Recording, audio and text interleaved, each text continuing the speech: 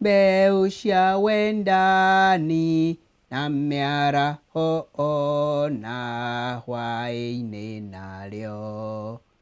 Jesu nĩetereire rĩrĩa tũkagetha, tũkamũrehere magetha maitũ. Twarehe manja, twarehe manja, tugakena mũno twamũrehere.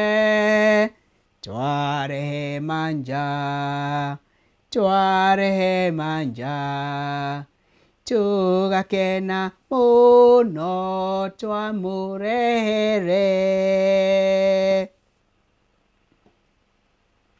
Tũhande riũa-inĩ ona ciĩruru-inĩ, ona kũrĩ matu kana kwĩ heho.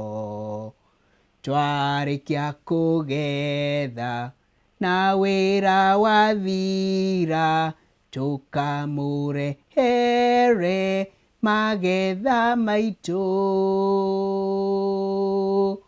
Twarehe manja, twarehe manja, tugakena mũno twamũrehere. Twarehe manja, twarehe manja, tugakena mũno twamũrehere. Handĩrai Jesu na mũmũrirĩre, ona muona thĩna nake hakaingĩ.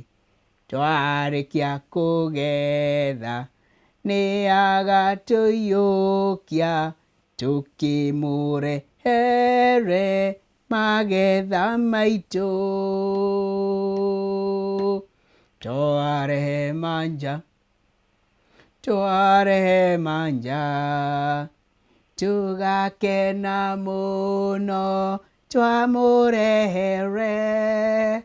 Twarehe manja, twarehe manja, na ithuĩ tugakena mũno twamũrehere. Tugakena mũno twamũrehere. So as we toil, may the Lord bless our toil. May the Lord continue to bless our labor, and may the Lord grant us a harvest. Yes, in part 1 of this series, I was reflecting on Deuteronomy 28 and the blessings that were promised. The blessings that were promised to the children of Israel as they entered into the promised land, where they would go and till the land.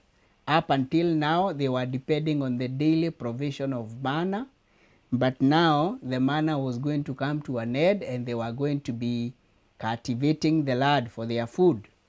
And so the Lord, through Moses, proclaimed a blessing upon them as long as they were obedient to the word of the Lord.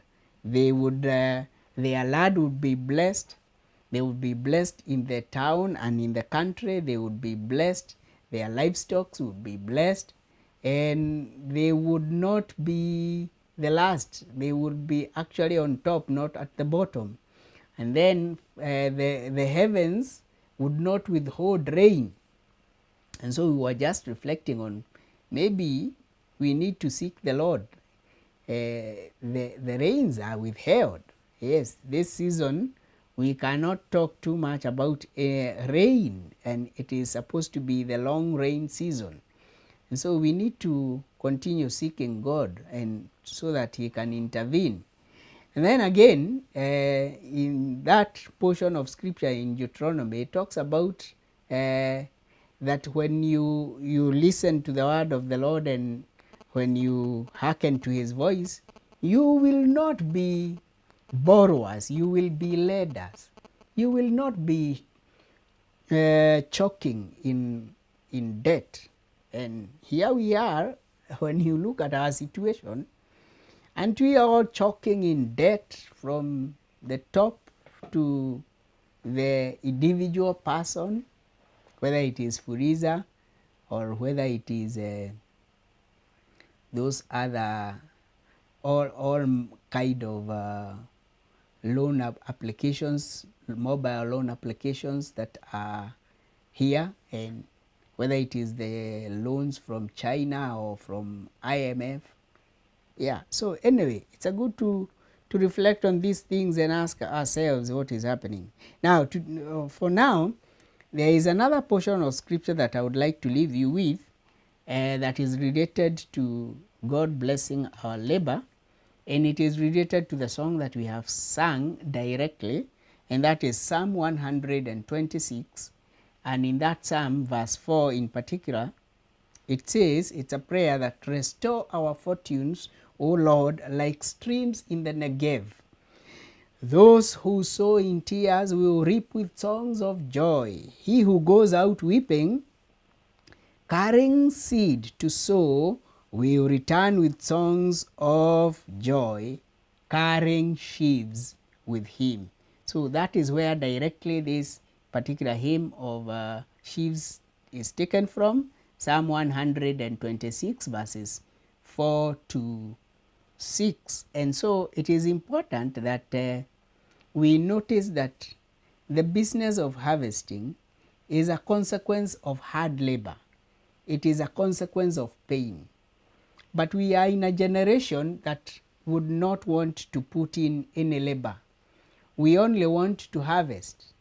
And it is very sad that we are bringing up a generation that only enjoys the harvest and has complete disregard of the labor behind the harvest. And so the psalmist here is reminding us as he prays that may those who go out, going out is an action. You cannot just sit back, no, and lay back and lay in bed the whole day. No, it is going out. Going out means action. Yes. And then carrying seed means careful responsibility. The seeds are supposed to be taken care of. And then there is the question of weeping. Weeping means discipline and self-sacrifice. So those things are necessary: action, responsibility, and discipline. If we are action oriented, we don't sit back to react to issues. If we are action oriented, and then if we take our responsibility seriously, and we are disciplined, and discipline often comes with self-sacrifice, then there will be a reward, and the reward is reaping a bumper harvest. So it is my prayer that the Lord is going to grant you a bumper harvest in whatever it is that you are sowing. But a bumper harvest is not going to come from Shia Maiteka. You know, Shia Maiteka nĩ iria imeraga oro ũguo itarĩ hande. Yes, and whereas you can have food for a day or two from those of Maiteka, yeah, definitely it will not last you. So we need to get up, do some real work, take our responsibilities seriously at whatever level, and be disciplined. And then the Lord is going to bless us. That is the prayer of the psalmist. That is our prayer this morning on Labor Day 2021. May the Lord bless you.